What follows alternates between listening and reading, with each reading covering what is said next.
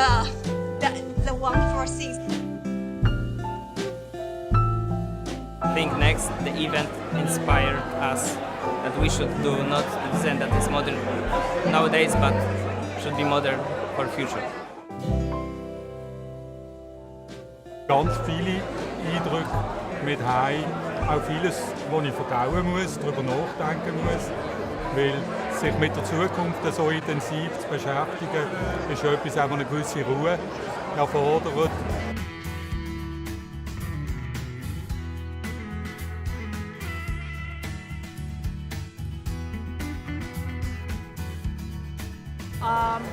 Architecture, table and family, and this is something what I just found here during this event, and it was really very great to listen your lecturers here, and I'm really inspired.